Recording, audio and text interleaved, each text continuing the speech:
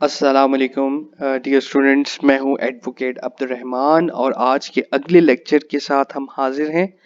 आज जो हम जूरिस्प्रूडेंस के अंदर हम अपना अगला लेक्चर जो पढ़ने जा रहे हैं उसके टॉपिक का नाम है पर्सन्स, यानी लीगल पर्सन्स कानून की नज़र पे क्या हैं, कौन है और उनकी कितनी किस्म की इकसाम हैं। क्वेश्चन जो आपको पूछा जा सकता है कि पर्सन या लीगल पर्सन्स को आप डिफाइन करें, उसकी डिफरेंट काइंड्स बताएं और इसके साथ साथ हम डबल पर्सनालिटी को भी डिस्कस करेंगे। वैसे तो देखा जाए तो हर कोई शख्स है, आप भी, मैं भी, and everyone is subject to law. तो इसका अलहदा से लॉ के अंदर डिफाइन करना क्यों जरूरी है, हम इस क्वेश्चन और इस टॉपिक के अंदर हम इस चीज को कवर करेंगे कि अगर हर कोई शख्स, हर ह्यूमन बीइंग कोई शख्स है और everyone is subject to law, तो क्यों फिर इसको क्वेश्चन को डिफाइन करना या बताना जरूरी पेश आया। प्राइम केस तो ये है कि जी हर शख्स human being is a person, लेकिन कानून की नजर में हर पर्सन लाजमी नहीं है कि वो ह्यूमन बीइंग ही हो। There may be human beings which are not persons, example slaves, and there are persons who are not human beings, जैसे companies, corporations, private limiteds, public limiteds, partnerships, ये कानून की नज़र में पर्सन्स हैं लेकिन ये ह्यूमन बींग्स नहीं हैं। इस वजह से इसका कॉन्सेप्ट ज्यूरिस्प्रूडेंस के हवाले से देखना और समझना बहुत ज़रूरी है। जिस तरह कोई शख्स इंसॉल्वेंट हो जाता है तो उसकी rights and duties, rights limited हो जाते हैं जब वो अपनी एक इंसॉल्वेंट पर्सन होता है। तो इस वजह से उसकी लीगल कैपेसिटी के अंदर कमी आ जाती है। हो सकता है कि कई लॉज के अंदर इंसॉल्वेंट पर्सन को कहीं पे सू करने का राइट ना हो, यानी वो केस ही नहीं कर सकता, वो लोन लेने के लिए राइट खत्म हो जाता है उसका। तो वो कानून की नज़र में उसके जो वैल्यू है लीगल वो खत्म हो जाती है। इस वजह से इस कॉन्सेप्ट को समझना, देखना बहुत ज़रूरी है। और बाज़ जगह पे कुछ सिर्फ कॉरपोरेशंस होती हैं, कुछ कंपनीज होती हैं जो कि कुछ शख्स नहीं है, वो एक जो कहने के आप एक fictitious, that is not human being, उसको भी लेकिन राइट्स, ड्यूटीज उनकी भी होती हैं। जैसे एक कंपनी की अगर कोई आप फैक्ट्री लगाते हैं तो एज ए फैक्ट्री उस कंपनी की रिस्पॉन्सिबिलिटी एनवायरमेंटल रिस्पॉन्सिबिलिटीज हैं, उसकी ड्यूटी है उसने अपनी लेबर का ख्याल रखना है। अब that is although governed by the set of individuals और डायरेक्टर्स, लेकिन जब उसके ऊपर कोई जुर्माना या कोई इस तरह किया जाता है तो वो किसी एक शख्स पे नहीं होता, वो पूरे का पूरा कंपनी पर होता है, उसको कंपनी पे करती है। डेफिनेशन ऑफ पर्सन देखते हैं जी। डेफिनेशन क्या है पर्सन की? A person is any being who the law regards at capable of rights and duties. हर वही बंदा, हर कोई बीइंग जिसको कानून जो है ये कहता है कि वो राइट्स और ड्यूटीज अदा कर सकता है, वो पर्सन है। हर वो entity, person is an entity, कोई भी वो एंटिटी जिसको राइट्स और ड्यूटीज असाइन किए जा सकते हो, एट्रीब्यूटेड हो। Personality is the legal capacity of the will, कि पर्सनैलिटी एक legal capacity of the will है। The bodilessness of man of for their personality a wholly irrelevant attitude. In general usage a human being through by statute may include organizations, partnerships, associations, corporations, legal representatives, trustees। ये सारे के सारे person की definition में आते हैं। आगे चलते हैं क्वेश्चन की तरफ। काइंड्स ऑफ पर्संस किस किस किस्म के होते हैं? एक है नेचुरल पर्सन और एक है लीगल पर्सन।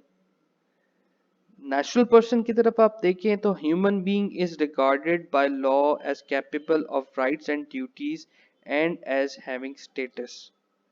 ये नेचुरल पर्सन की डेफिनेशन में आते हैं। जिस तरह के एक इंसेन पर्सन है, वो अपने राइट्स एंड ड्यूटीज अदा करने के कैपेबल नहीं होता, तो वो कानून की नजर में उसको सू नहीं किया जा सकता, उस पे केस नहीं किया जा सकता, क्योंकि वो पागल है, वो इंसेन है, अपनी राइट्स एंड ड्यूटीज नहीं अदा कर सकता। जैसा कोई बंदा है उसका जो है वो बिल्कुल अगर इंसैनिटी की हद तक है, तो किस तरीके से अपनी कोई इस तरह कोई शख्स जो है वो पोलियो ज़्यादा है, आपको भी पता है इस तरह के लोगों को कोई जो है बॉडी पार्ट काम नहीं करता, though they are human beings but they can not use their mind, they can not use their bodies. तो ऐसे लोगों के ऊपर केस फाइल नहीं किया जा सकता और उसको लॉ रिगार्ड नहीं करेगा कि वो अपनी लॉज एंड ड्यूटीज को वो फुलफिल करें।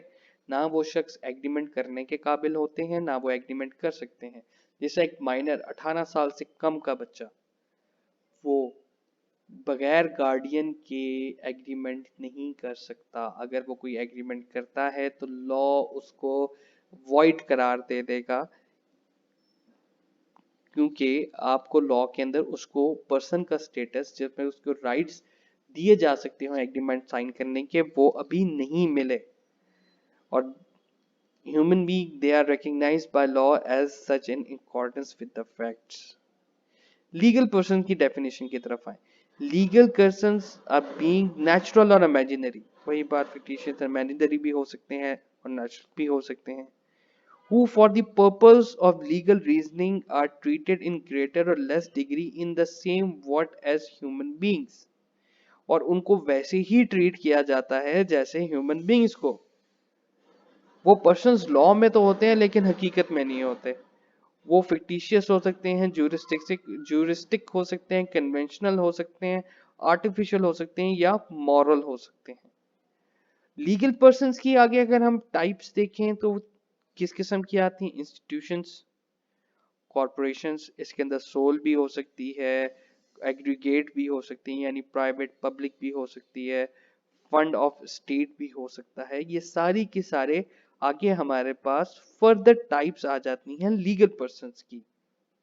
इसके साथ साथ अगर हम डबल पर्सनालिटी का कॉन्सेप्ट देखें तो वो उसके बारे में लॉ क्या कहता है। एक शख्स की एक से ज्यादा पर्सनालिटी हो सकती है, जैसे कि एक शख्स इंडिविजुअली एक आम आदमी भी है, उसके साथ साथ वो बंदा एडवोकेट भी है, या वो बंदा टीचर भी है, प्रोफेसर भी है, अटॉर्नी जनरल है। एक डेजिग्नेशन की एक राइट्स एंड ड्यूटीज उसके साथ उसके शामिल हो जाती हैं, जो कि एक आम बंदे को या आम बीइंग को हासिल नहीं होती। तो इस वजह से उस शख्स की ये डबल पर्सनालिटी का कॉन्सेप्ट आता है। It is the legal status if one regarded by the law as a person of legal conception by the law regards as a human being or artificial entity as persons. Sometimes person enjoys double or triple status of personality, like king and the crown, postmaster general, auditor general. Similarly, a person can be creditor, debtor, on insolvent at the same time. Legal status हम थोड़ा सा देखेंगे कि dead person का legal status क्या होता है। Someone who is no longer alive is called a dead. Dead person have no legal personality and hence cannot sue and be sued. यानी मरे हुए शख्स किसी पे केस नहीं कर सकता, ना उस पे कोई केस कर सकता है। Dead men are no longer persons in the eye of law. Legal personality of a person dies with a person. They do not remain the owners of their property until the successor enter upon the inheritance. When a person dies, leaving will, his property is distributed according to will. Law recognizes and takes account after the death of the person of his desire and interest when alive. Although there are three things in respect of which anxieties of living men extend even after death. यानी कि मरने के बाद भी law आपको तीन हकूक ऐसे देता है कि जिसके खिलाफ कोई खिलाफ वर्जी नहीं कर सकता। एक, उस शख्स की, मरे हुए शख्स की बॉडी, यानी उसके पर राइट है कि उसको प्रॉपर बरियल दिया जाए, उसकी दफनीन हो, उसको दफनीन की जगह मिली जाए, उसकी प्रॉपर्टी और उसकी रेपुटेशन, जो उसकी इज्जत मरने के बाद कोई किसी की नहीं उछाल सकता। ये तीन राइट्स इस तरीके से एट्रीब्यूट किए जाते हैं एक मरे हुए शख्स के। दो कि जैसा कानून कहता है कि एक शख्स अगर मर जाए तो उसके कोई लीगल राइट कुछ नहीं बचता, लेकिन कानून साथ साथ ये भी कहता है कि उसके बाद कुछ राइट्स हैं जो कि बच जाते हैं मरने के बाद भी, जिसके खिलाफ कोई खिलाफ वर्जी नहीं कर सकता। जैसे कि एक राइट उसकी बॉडी का है, एक उसकी इज्जत का है और एक उसकी प्रॉपर्टी का है।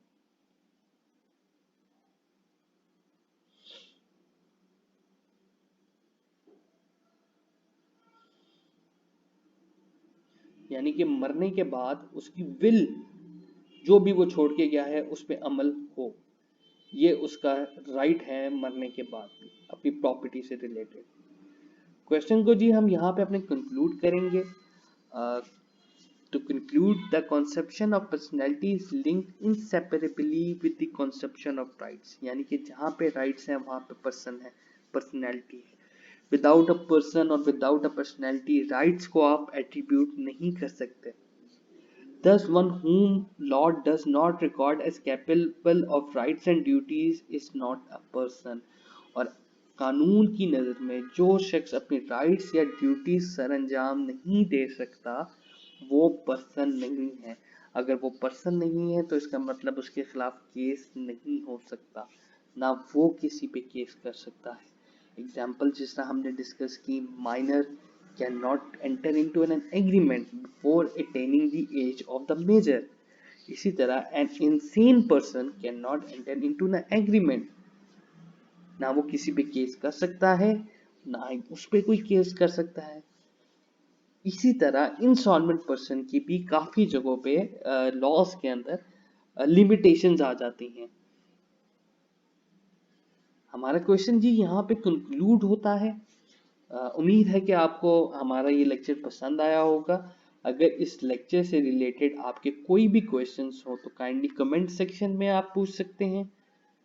और अगर अभी तक आपने इस चैनल को सब्सक्राइब नहीं किया तो काइंडली चैनल को सब्सक्राइब करें और बेल आइकॉन दबाएं ताकि आप हमारे अगले लेक्चर से मुस्तफ़ीज़ हो सकें।